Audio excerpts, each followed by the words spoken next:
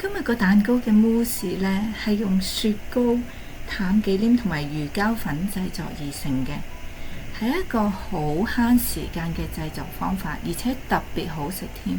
尤其如果你有一隻特別喜歡食嘅雪糕嘅話呢，咁就更加啱你口味啦。我製作當日就冇諗住要拍攝嘅，因為時間非常之倉促啦。咁但係效果非常之好喎，咁我又覺得呢都值得簡單咁同你哋分享一下我個做法啦。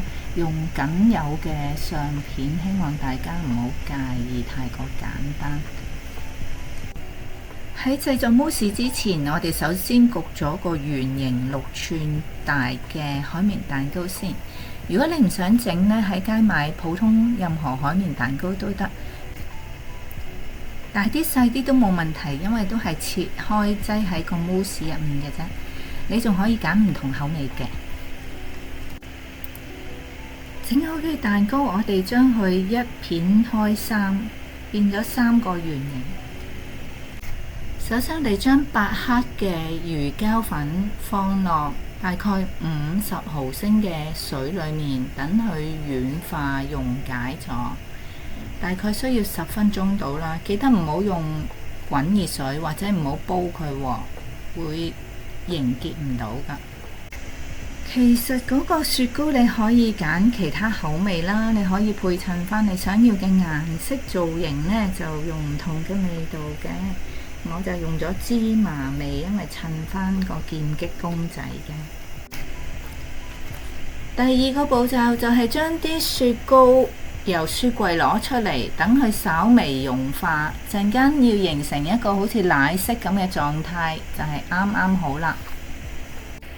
第三個步驟，淡忌廉加砂糖坐住冰水，打大概70企身。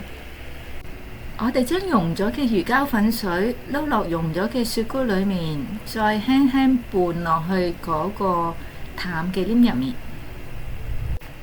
我哋準備一個高身啲嘅大碗，我哋首先喺個底嗰度呢放咗芝麻溶液先，然之後呢就放蛋糕片，如是者整3層，好似而家咁。